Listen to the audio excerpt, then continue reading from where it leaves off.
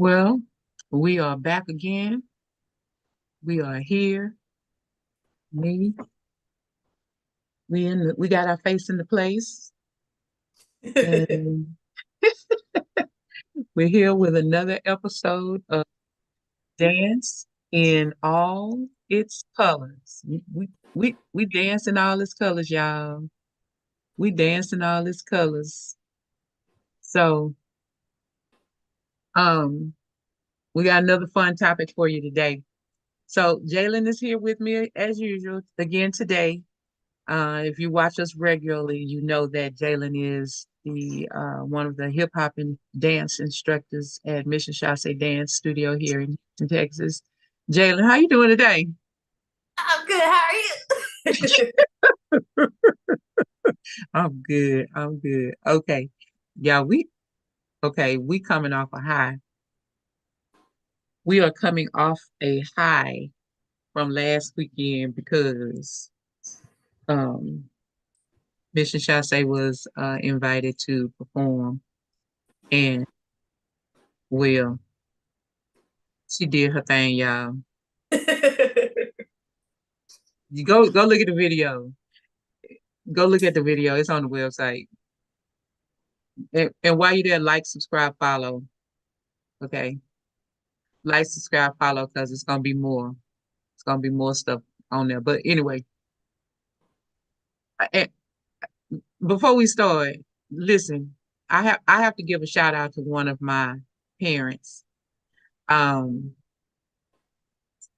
they helped me develop this Ballet 101 for Dummies. Um,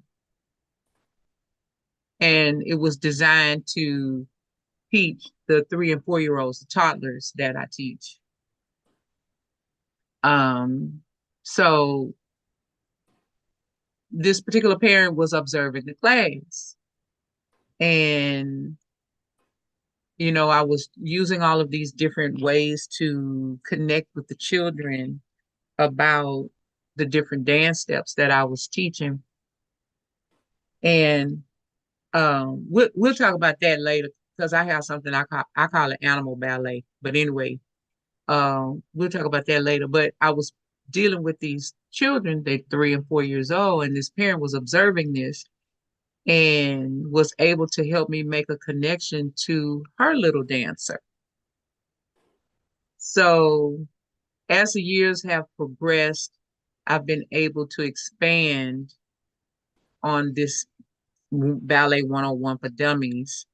Um, the more I work with toddlers. So it really is a good way to begin the process of ballet. Um, and this particular parent and I coined that phrase, Ballet for Dummies 101, because as she observed, the method assisted her. Not only did it assist her child, but it assisted her. She did not have a dance background. That's a story for another day. We'll talk about that particular reason why she didn't get a chance to dance when she was a child. But anyway, um, she said that it assisted her with helping her dancer practice. So we were having the recitals or whatever. And so she would help her little one to practice for the different recitals at that time.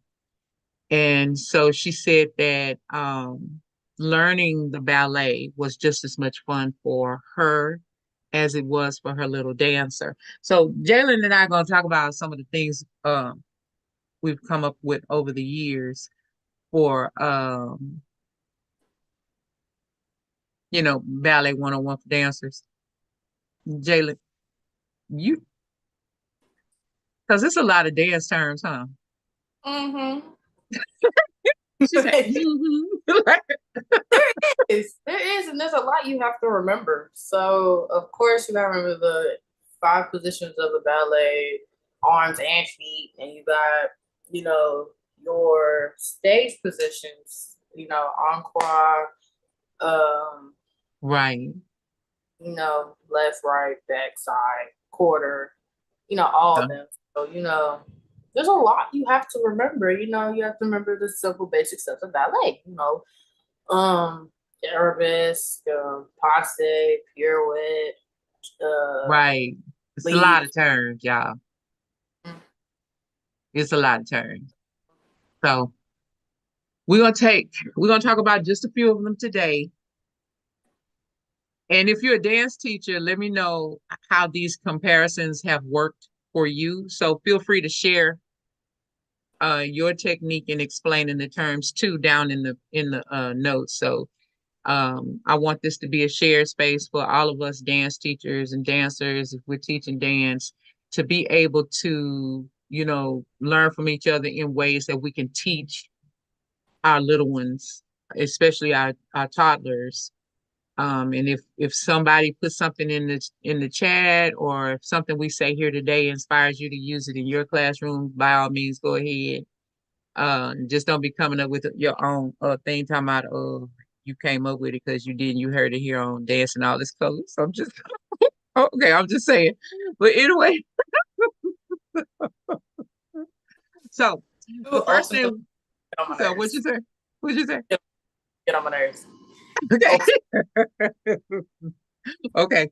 So the first thing we teach in ballet is plie. And plie, toddlers respond well to the word bend. Okay. So plie, that's what plie means. it Bend. means to bend, Yeah. not sticking your butt out, but just like you sit in a chair, just sit down. Yeah, we're Bend, not gonna plop down in the chair though. yeah, just Yeah. sit down. It's a bending of the knees. It's a bending of the knees. So they respond well to bend, or you could say sit or bend, and they kind of respond well to that.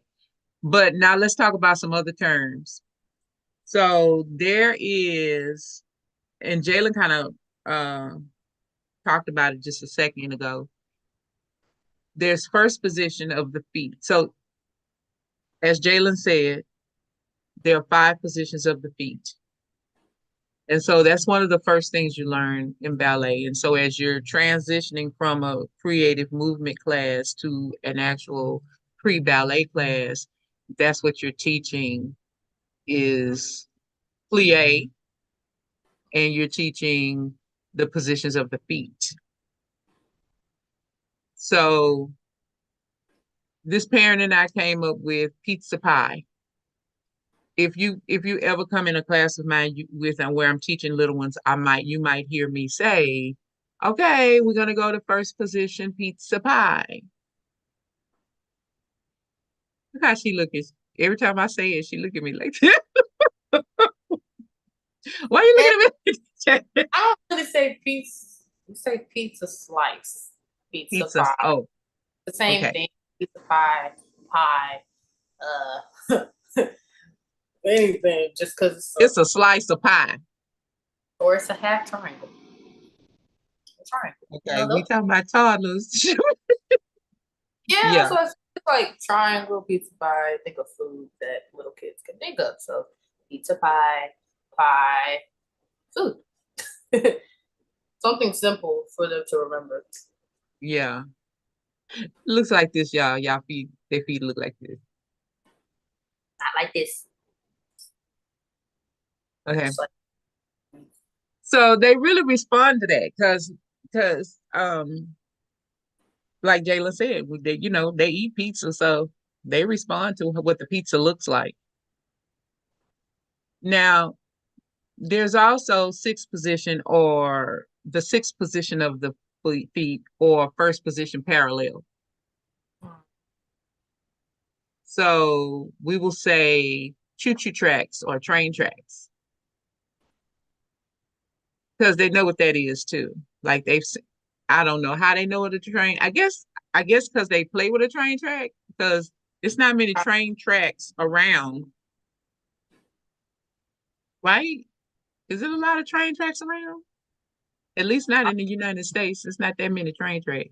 it's not. You have to probably go to a country. like a rural area. So Mm, like here, there's trains. It's a whole train track down here. Um, I I don't think guess that though that's the trains really are still for imported commerce, like moving product, different types of cars. product. Yeah, Hmm. moving horses and cars and Yeah, other we don't support. necessarily ride the train that Unless you, much. yeah, I only rode the train like once or twice. So Yeah. it's very So interesting. they know what the choo-choo tracks are. They know what the pizza pie slice is. So that's the way that we teach the little toddlers how to do first position feet, how to do first position feet. And she always look at me crazy when I do it. She be like, but listen, y'all, that's the way I taught her how to do it though. And I still figured it out to this day, and I know what it is. Okay. So now passe, it's the past, but it looks like a picture. If you've ever seen a picture of a crane or a flamingo and they got one of their legs up, Mm-hmm. that That's like it's a normal stand for them, I think. yeah, right. Mm-hmm. Mm-hmm. Look, you don't see them falling over. They stay on balance. I don't know. It could be the way their feet are Mm-hmm. to I think help that's make just them the way, balance. I think it's just the way they were built that they just nah, like it's nothing. So I'm just like, interesting. How do you do that? Right. So we teach them if they we try to make the connection for them, and that's really what teaching toddlers is about, is trying to find a connection for them. It's kind of like when you teach a child reading, it's Mm, finding a connection to help them see what you're talking about or grasp what you're talking about. Um, so first position feet, pizza pie. Sixth position or first parallel, the choo-choo tracks, train tracks. And passe, either the crane or flamingo. And if they don't even have that space for to know what a crane or flamingo is, I'll just pull out my phone or my tablet or something and just find a picture of it and let them see how the crane is holding their leg up and their leg that's up is bent and the other leg is straight.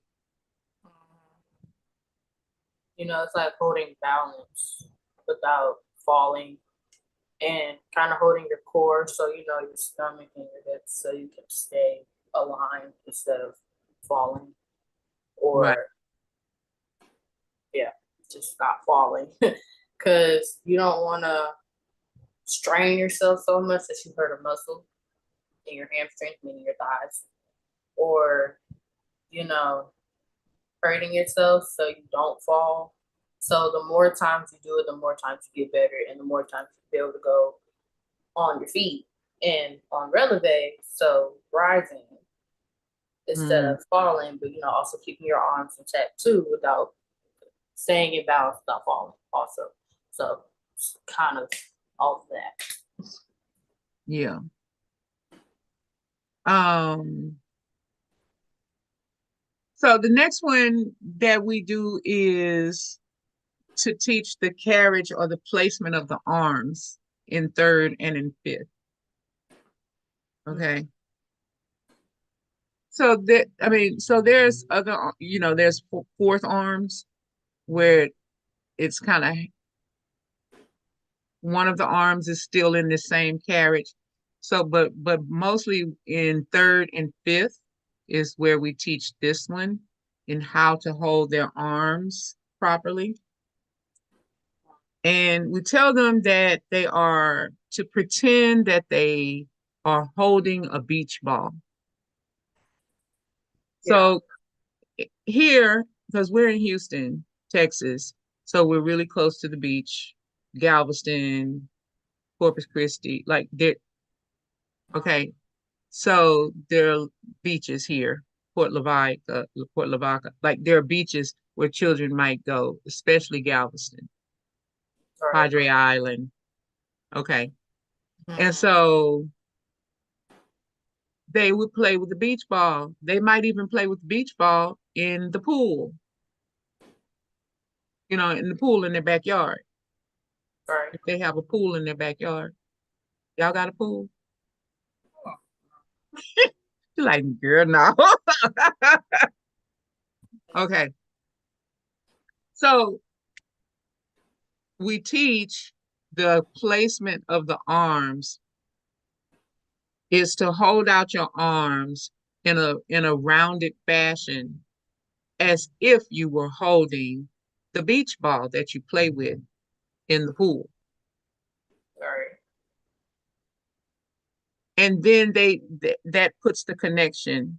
That's the connection. Oh, I'm holding the beach ball in my hand. And if they stumble or if they forget or if, they don't do it the same way all the time, and you give that reminder, don't forget your beach ball, then that's when you see them adjust and they are able to make that connection, put that together. Oh, I gotta make my arms more round. Right. Or I think for me, we also do laundry basket. Because if you're holding a laundry basket, because you're going to go wash your clothes or pick up your clothes from the laundry, or you're going to a laundry place to pick up your stuff. So that's why Hmm. to us it's like laundry basket. So also not only there's beach ball, there's laundry basket. So that's the Hmm. way I think we do it too. Same Hmm. thing, just different things. Laundry So, basket and so a lot of times she's right, we will use maybe the beach ball for the younger child and the laundry basket for the older child who may have forgotten their placement. Um, because an older child can connect with having to carry that laundry basket in their hand, in their arms. So those are the two different ways that we do that. Um, I think we've been successful in these. What do you think, Jalen? I think that we've been successful in being able to teach the placement of the feet, passe, the arms. What do you think? I think we're doing really pretty good. It's helping a lot of young little girls or boys who want to advance. Know what it is and of the placement of arms and or legs. Um, that it helps a lot of. It's helping pretty much everything of also a daily life of how you are professionally sitting, reacting, um, arms, legs, body, keeping up straight, like audience etiquette, or, if you're at a dinner table, you want to be professional, not look slouched. You want to look more like, I'm here and ready and all that. So I think it helps. It really does. It's helping pretty good a lot of Yeah. kids and or adults. That's really just me. So, okay, so the next one, y'all, okay. So pull up. As dancers, we're always teaching our students about pulling up, keeping their body erect and, stretching upward with their body, standing correctly. And so one thing that I will say to students starting as toddlers is to remember the puppet string. Remember the puppet string. So I'll take a little strand of my hair and pull it up so that it looks um, like a string, like I'm pulling the string, and then let them see me adjust my body upward because Mm-hmm. that's what the puppeteer will do, right? He will manipulate the puppet. He or she will manipulate the puppet with the strings. So if the puppet master is pulling the string up, then the puppet's hand or head or whatever is being, whichever string is being pulled is going upward. And again, if I have to pull up a visual of that, then I will pull up a visual video or something of a puppet master manipulating the puppet. And they seem to get that it's the puppet string that is pulling them, the invisible puppet string is pulling them up, up, up, up, up, so that they can get their body adjusted. Now I know I probably made my hair look like Dennis the Menace right there, but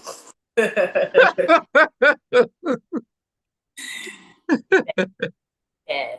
Just bad. right. Okay. So do you have any others, Jay? Is that one work for you? I don't know. In I think your that class. works. I think that works for us too. I don't think my dancer just says that. I think she just says, "Stay up." Don't arch too much, don't slouch too much. I think that's just Mm-hmm. the way we say it. The puppet string works too for Mm-hmm. everybody, not just little kids. It helps. Mm-hmm. Mm-hmm. So the last one we're going to talk about today is it's called Tandu. And so initially again with toddlers. And I've had to do it with some older dancers that started dancing a little later. But I will say I will show it and then it means to stretch. You're stretching your foot.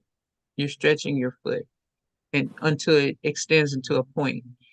But I will tell them that they are going to draw a line in the sand Yeah. because you don't bend your knee to stretch your toe out. You keep your leg straight. Mhm. So I will tell them to push their toe out so that they can draw a line in the sand. Yeah. That helps too. That does help. Understand, Yeah, like, but if your line gets a little zigzag because you bent your knee, you just slide. It's like you're sliding, like you know how you find money on the floor, you just like slide. It's like a slide slide, to the left, slide right? to the right. Okay. So it's like when you Okay. or you want to pick something off the floor, you don't want to bend down, you just slide it close to you. It's like that. Just slide and slide front or back or side, whatever. It's the same thing. But also keeping your legs straight, knees not bent, and keeping it intact so you don't mess up. Mm-hmm. Right, right. Yeah. So yeah, so those are our first five. Those are our first five. And and it happens to be the end of our time with you today. So um we got this gonna be a series because we have more ballet 101 terms for dummies, Mm-hmm. and we're gonna bring it to you live right here on Dancing All Its Colors. Jalen, tell them where they can tell our listeners how they can contact with you or on social media. Well, of course, you can find me on Instagram, J Styles 101. We'll be on. I'm mostly on there anyway. You can find me on TikTok, Brady X Vibes, and like I said, I am not always on Snap, so you can always find me on Snapchat at only.j101. So feel free to text whatever and whatever. Wow. We live, people. We live. Live on the internet. Okay. Sorry about that, listeners.